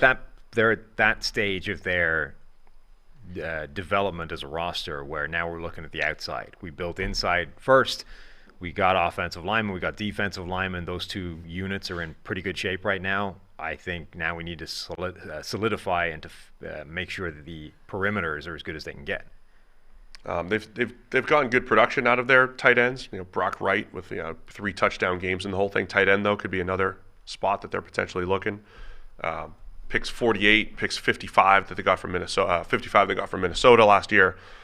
Might be something in their second round tight end range. But I want playmakers, man. If you're going to build around Goff, the situation better be pristine. Mm-hmm. Anything else to add? No. And whether or not they have their heads turned by a quarterback this year, I mean, as long as Jared Goff is your quarterback, you probably always have an eye on the marketplace. I mean, you should. Yeah. I like Goff. Goff's fine. But look elsewhere. Yeah, I mean, it's fine. But like other teams, they need a running back as well, and I'll give them the same advice. Don't pay for one. Get one in the middle rounds to complement DeAndre Swift. They created how many touchdowns out of Jamal Williams? Who's better than Barry Sanders now? Stop it. What? He's not better than Barry Sanders. Doesn't Jamal Williams' career... In fact, shouldn't you... He's one of those guys. Didn't he need the last game to overtake Barry Sanders? You should hate that. Yeah, it's stupid. Of course it's stupid. Jamal Williams was a good goal line back for them this year. Had 17 touchdowns. But good offenses, which is what they had, create running backs who score touchdowns. That's more of the proof that not Jamal Williams needs to be re-upped or anything like that, but he's put somebody in there to get the goal line carries. He's this year's James Conner, right? Which is the season that he just had is literal proof that you don't give him money. Yes. And because he has 17 of his 30 career touchdowns on the ground. The Cardinals failed to learn that lesson. Let's see if Detroit grasps it any better. Interesting. All right, so Lions, absolutely, positively fixed. Two more teams to discuss. Now we get fun. The Green Bay Packers. Mm-hmm. Aaron Rodgers comes out of the darkness. Yep. We already declared that he saw the light, and it's in New York. Yeah, but let's say, to make this more entertaining, that Aaron Rodgers comes out of the darkness and says that the small spirit in the room told him that actually his destiny still remains in Green Bay. That's home. That's where his legacy exists, and he wants to keep going. What do you do? I think you probably roll with Aaron Rodgers. You just say, okay, welcome home, Aaron. Welcome back. Arms wide open with a hug. Yeah. Yeah? Full Creed. Yeah. You play Creed Uh-huh. with arms wide open. So you're just going to say, cool. And he'll acknowledge that and say, can't wait to see Creed, 2000. Love it. Wow. You're just going to roll right over and let Aaron Rodgers walk back in. Yeah, because he's better than everybody else. Better than Jordan Love. Yeah. I don't know. Do the Packers start thinking, look to the future here? Well, it sounds like they have. I mean, all the reports right now are... Weren't they like that last year? I don't think so. No, they were more like we wanted Aaron back. Yeah. All the reports right now are Green Bay has effectively decided they want to move on to Jordan Love. So they're desperately hoping that he comes out of the darkness wanting to go somewhere else. He must be out.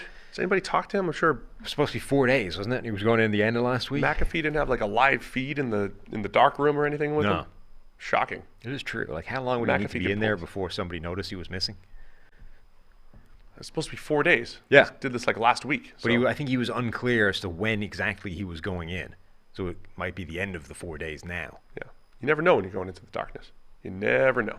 Well, he was deliberately keeping it quiet, Oh, okay. He was like, it's the end of the week sometime. I'm not going to tell you when. So maybe it was Saturday. Saturday, Sunday, Monday, Tuesday, he would be out. Did he watch Did he do it during the Super Bowl or something? No. Okay. Let's pretend we're building around Jordan Love, though. We're trading Aaron Rodgers. Okay. It's the more likely option we're talking about here. We're grabbing, what are we getting for Rodgers? We getting 2 firsts? You thought they were getting 2 firsts. I don't think they're getting that. I think you're getting 2 firsts. I think they're getting a first and some change. what's a precedent? Stafford deal? He's older than Stafford, but he's better. Yeah, Even now. sure. How much do people look at Aaron Rodgers heads into his age 39, 40-ish type of season? How much do you look at that and say, Quite well, old. yeah, that's when Tom Brady was like still winning MVPs and Yeah, I think you're going to won find that 2 more Tom Super Brady Bowls. is an absolute freak outlier. It's also when Peyton Manning looked like a geriatric and had to sit down and retire. I understand, but Rodgers is not showing physical decline. He wasn't as good last year, but there was a lot of stuff going on around him, right? There's a lot of rookies, a lot of people that didn't understand the darkness the way he does. Yeah. Right? They weren't on the same page. Oh, if you could only quote the Batman thing, the Bane speech, I can't. that does teed right up. I for don't have that. Yeah. Don't have that. I might have some. If my kids keep watching Star Wars all do day, the every voice, day, I might too. have some more quotes from that. Yeah. Not a Star Wars guy, but my kids are apparently. So, yeah, you get 2 firsts. Start building the rest of that roster around Jordan Love. And now you've got 1 year to figure out Jordan Love. Yeah. So that's what we're And doing. then you have to pay him. They really bungled this, to be honest. All right, so I think the If you wanted to push back on my theory of having 2 quarterbacks in the room, this might be the time to do it. Even though Jordan Love inspired Aaron Rodgers to 2 MVPs and #1 seeds and all that stuff, the theory behind having the second quarterback is that, like, oh, you get the first kind of blah, blah, blah. But, like, sometimes you run out of time. Well, it becomes a problem when the quarterback is a certain age where you now have to constantly think about when is actually the time to get rid of him. And this is how Tom Brady ended up not being in New England. Like, he reached that age where they didn't know how long this was going to last, right? And the Patriots with Bill Belichick have always treated this way of like better being a year too early than a year too late. Right. So they just eventually decided, you know what, now is the time. You're probably going to decline. Bye-bye. We're going to let you go. And so you have that problem with all these quarterbacks. And the real problem with the Brady thing is that used to be like a 2 or 3 year window, right? 36 to 39, somewhere in there, he's going to decline. And you got to figure out when. Now, the window is like 36 to 46. It's a decade.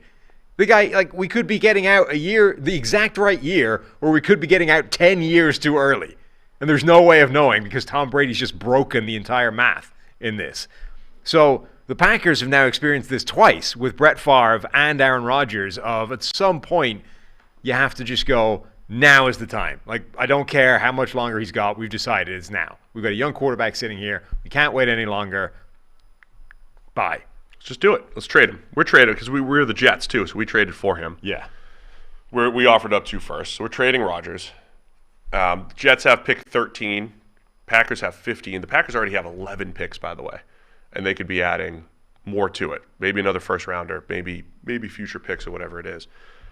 And you got to replenish the roster. They need receiving help to go with the great Christian Watson, who's unstoppable, and Romeo Doubs. You've got Alan Lazard, Randall Cobb, who's probably going to go wherever Aaron Rodgers goes, Mercedes Lewis, who is in like year 20, also might just follow Rodgers just to be his blocking tight end again. That'd be great if he just had like a posse that came with him. Yeah, Big Bob Tunyon. Posse of guys you don't want on the roster. Except that's it's not like Brady.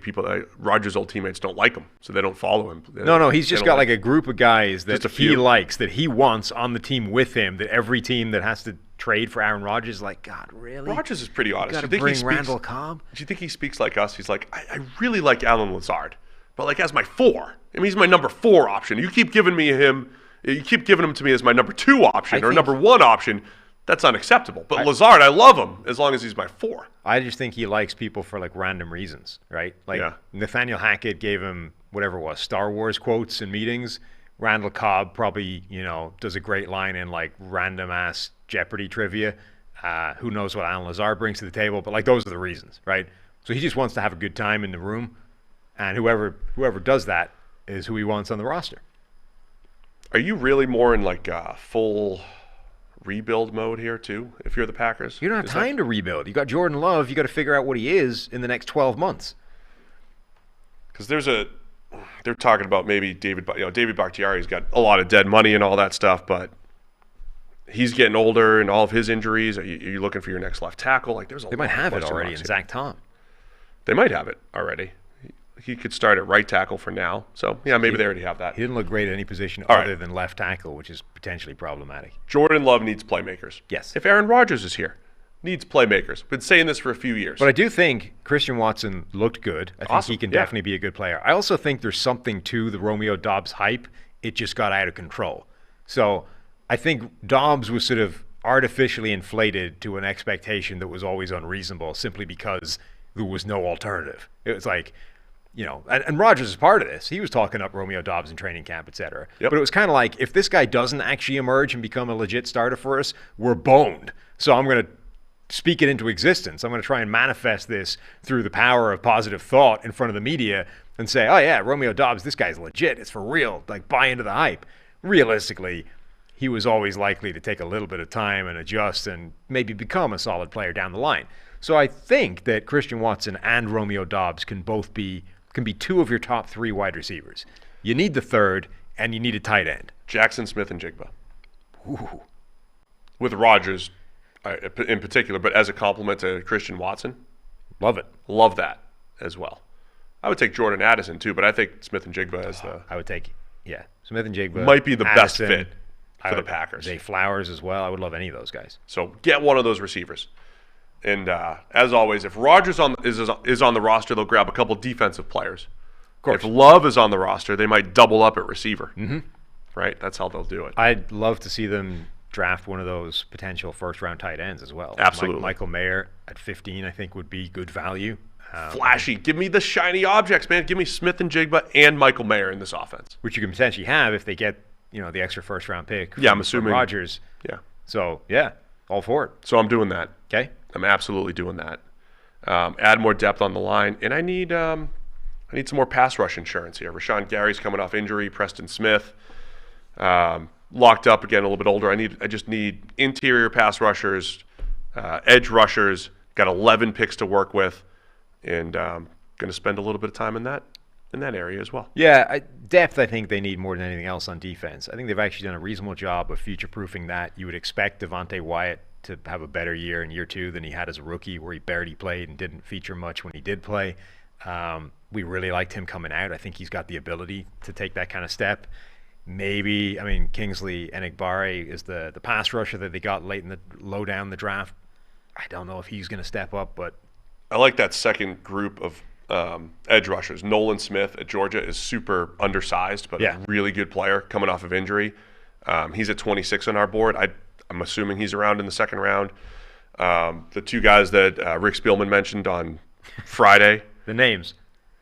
Adebawari and Adike Uzama from Kansas State. Both Both of those guys. In the 40s on our board. Didn't he call one of them just E? Call him like Frank or something. Tom. I forget. I don't know. We've got how many edge rushers in like our top 48? There's like 12 or 13 of them. There's a good depth plays on those guys there. So the Packers are going to do that. Get the shiny objects first. You usually reverse this. You usually get your edge rushers early, shiny objects late. The one exception I could make there, if they're picking at 15, I wouldn't hate Miles Murphy from Clemson.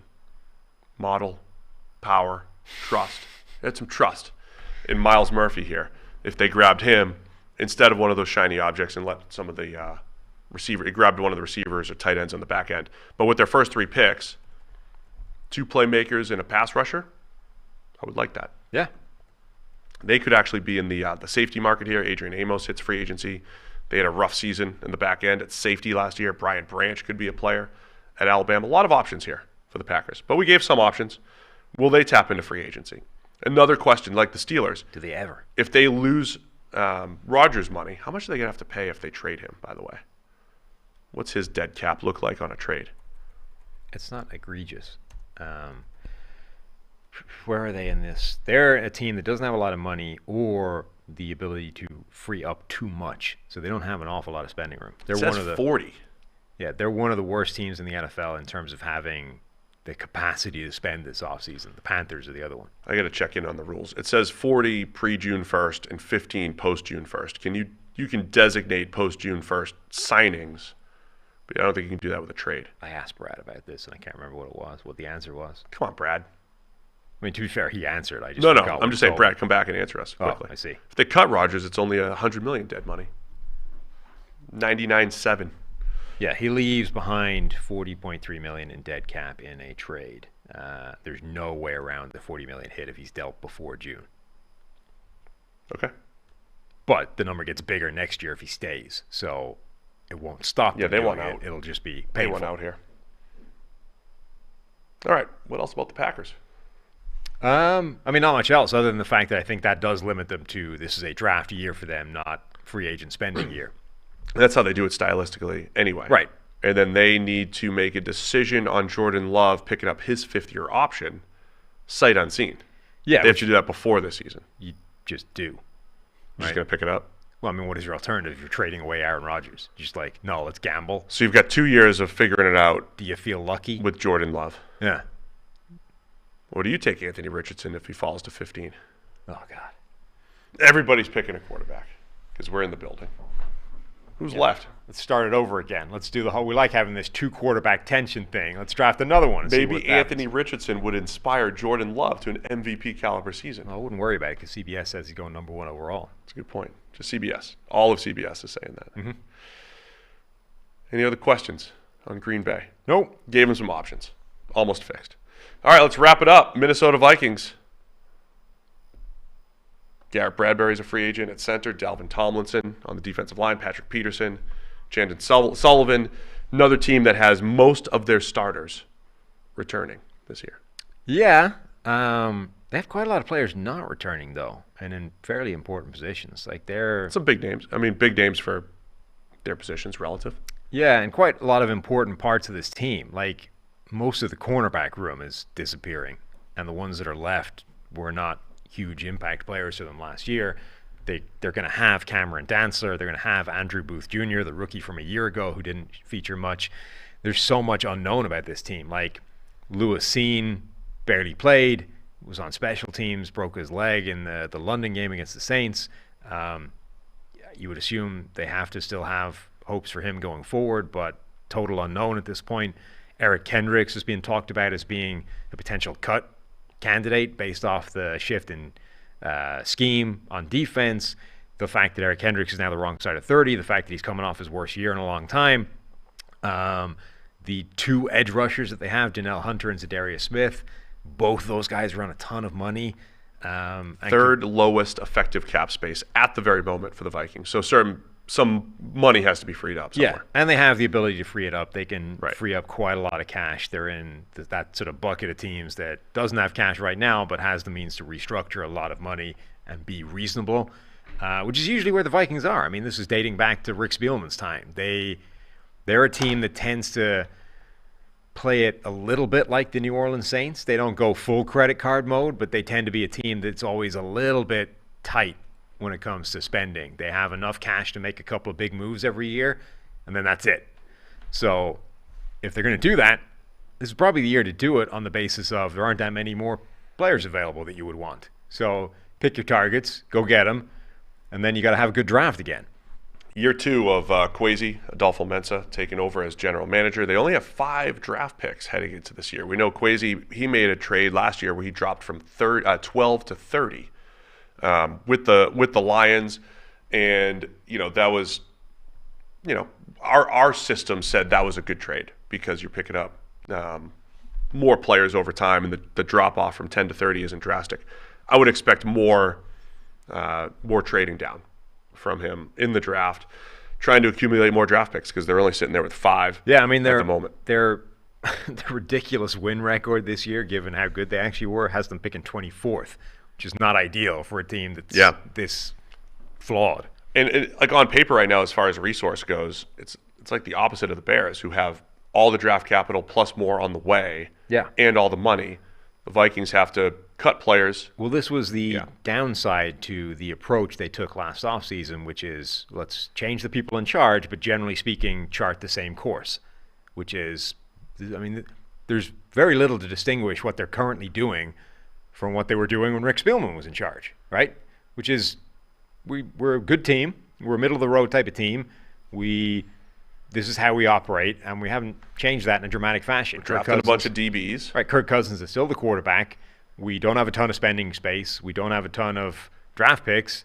We'll try and trade down, accumulate some more. But this is like it's more of the same. Kirk Cousins has he's in the last year of his contract Again. because he's going to be a free agent. He's got the two void years at the end of his contract, but he'll hit free agency again at the end of this season. So the Vikings are a team that starts to look into the future here. Every year it's like, when you have Cousins, do you draft the next quarterback? Other than, a third rounder on Kellen Mond, do you actually draft the next quarterback and prepare for that? They've been in better positions if they were going to take that swing than this year. True. Because they're picking so low. So, could they be a team that's interested? So it's a weird quarterback group. We've got these top 4 guys that we've been talking about as the opinions are going to be all over the place on them. It's going to be crazy. All 4 of them could go in the top 10. Any of the 4 apparently could go number 1 overall. They could slip. Who the hell knows? Then there's a gap, and then you've got Tanner McKee, probably the next guy up, who which Mike only loves. we might be the only one. Right, The Renner consensus loves. board But has regardless, him. no. Well, I think he's probably next up. But the point being, there's a Consensus pretty board has him at 78. right. But our next quarterback after McKee is 94. The point being, there's a huge drop between these top 4 guys and the next group, and the next group is 2 guys long, and then there's nobody. This group of QBs gets thin fast. So if you're a team like Minnesota and you're not going to have a shot at any of the top 4 guys, I mean, if you love somebody like Tanner McKee in the second round, fine, or Hendon Hooker, and then that's kind of it. I would get Hendon Hooker in there. Aiden O'Connell, Purdue quarterback, could be intriguing. Clayton Tune from Houston. There's a backup probably needs to get into the building in Minnesota through the draft. I think the problem is, have you seen Tanner McKee in person?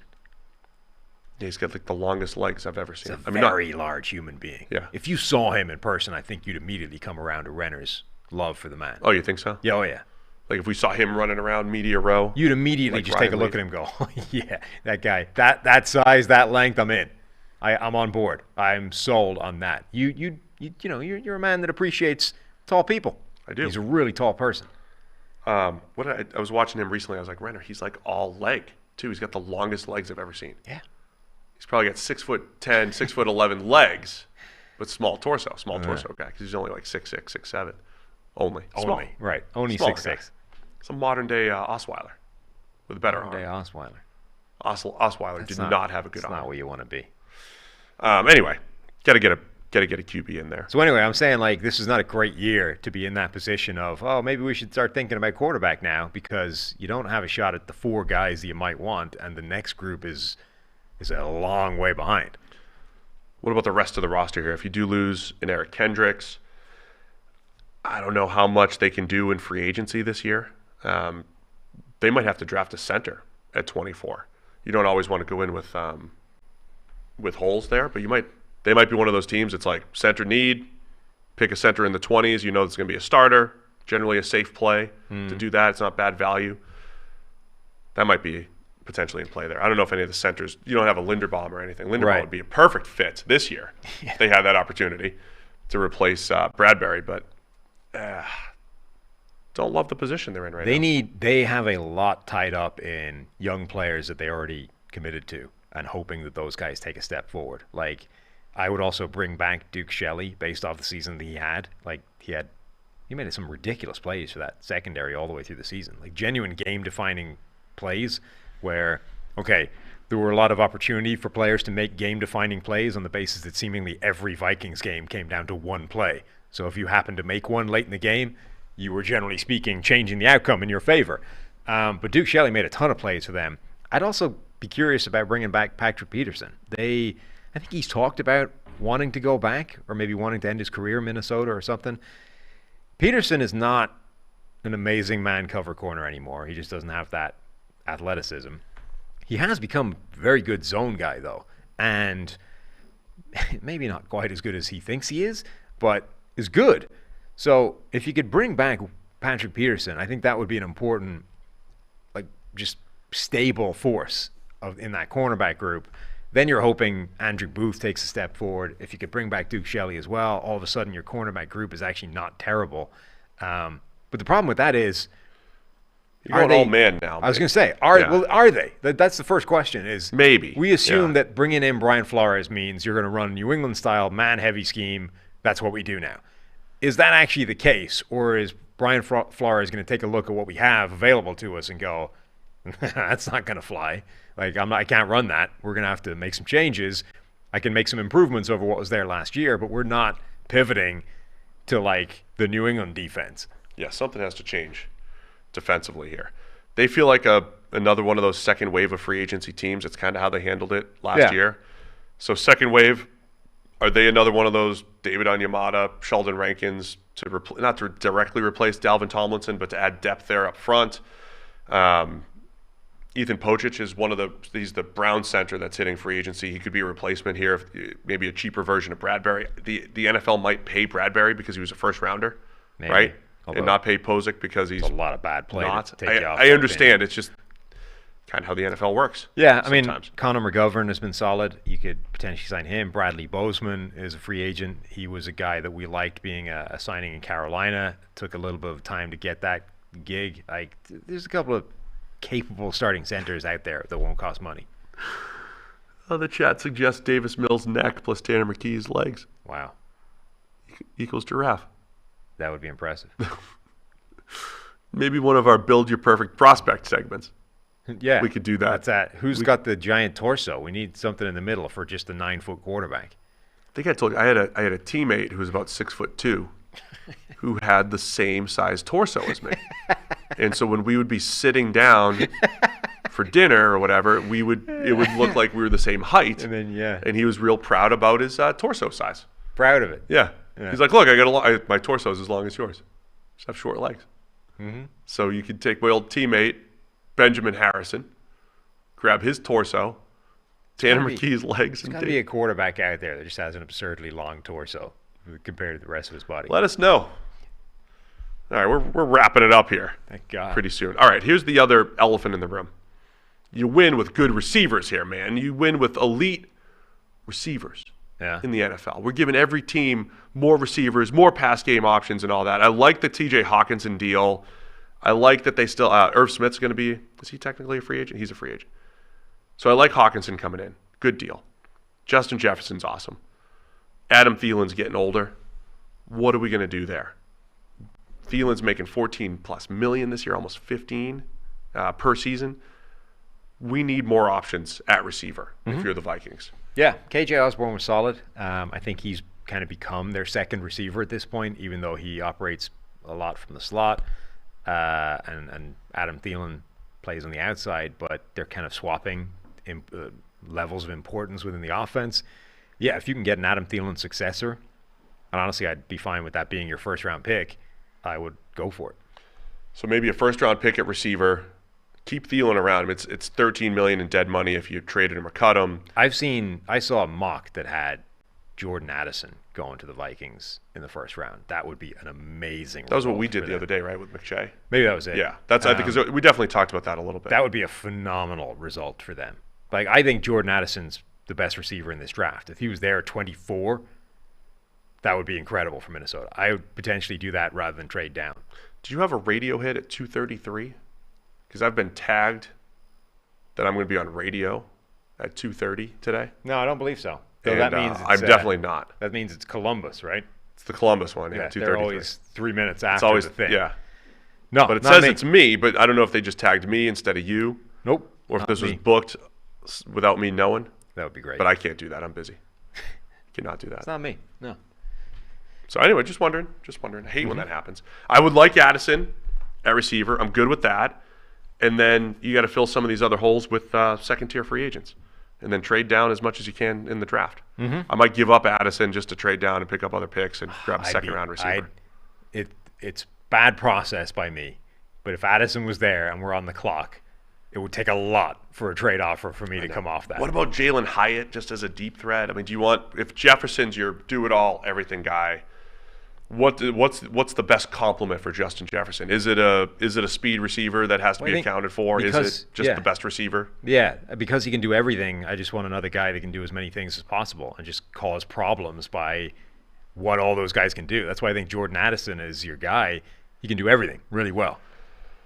Post June 1st, Adam Thielen, you save almost $7 million in dead cap, but you save 13. Yeah. So there's potential things happen with Adam Thielen here this season. It seems like Kwesi's got a little bit of cap cleanup to do. Yeah, in Minnesota, they got some work to do. But again, that's the way they vote. But I think it's his own doing too, though, because they pushed Cousins out. That's what I'm saying. Like, it'll be interesting to see if he does start to take a very different approach to even just contract structures and whether they're going to change how they manage the cap going forward. I think the same guy is still in charge of their salary cap that's been there for like decades. Rob Brzezinski or something is his name, I think. Yeah. That guy's been there for years. So I think he's still there. All right, so there we go. We fixed the Vikings? Yeah. Perfect. You just rolling with Cousins. I mean, we don't have much of a choice. Like, again, what are your the alternatives? decisions have been made. Yeah, Brzezinski is still at the Minnesota Vikings. He's been there since 1993. No, sorry, 1999 with the Vikings. I bet he's going to be in their Hall of Fame. Yeah? Yeah. Upper wing or regular? No. That's probably reserved for players. Moss? The upper wing. Yeah. Like Randy's got his own wing. That's it. Him and John Randall. Attack that secondary too. Yeah. They might be able to steal some man coverage corners. I would like Cameron Sutton there. If they could spend money, Cameron Sutton could be a good player there. If you were, a position sufficiently high up within this team, Kevin O'Connell or Kwesi, and you had just made the Brian Flores hiring for defense, what would your approach be to, I have a defensive personnel room that is very non-suited to your scheme, but I just hired you. What would your instruction be? Would you be like, don't worry, we're going to go out to the supermarket and we're going to bring you a whole bunch of new ingredients that fit your system? Or would you be like, look, we already did this. We already brought in all the ingredients. You're just going to need to learn how to cook something different. We have a few minutes here before the 12:30 out. I'll say this. I want to learn more when I'm at Sloan in a couple weeks, because I think the NFL overrates scheme. I think they overrate, right? Like when you ask a coach and general manager and it's like, how are you picking players in the draft? It's like, well, I have to find people that my coach likes and fits and schemes and all that stuff.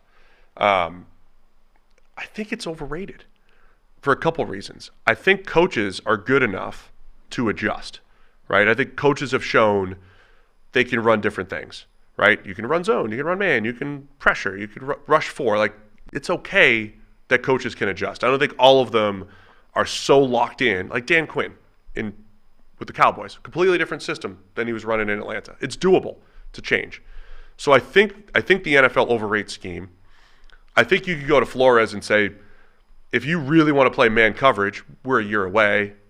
Let's work our way up to that, right? You still have like cover 2 in the playbook. You just use it more this year and less next year, right? That's all that's a doable conversation. But why I brought up Sloan is the NBA, I think they think about play style a lot, and they're pretty forward thinking as far as the analytics and all that stuff. But I don't know if it just applies to the NBA more and it makes sense for them to think about it. But to me, I think it's overrated in the NFL. I think it's critical for how players are going to perform.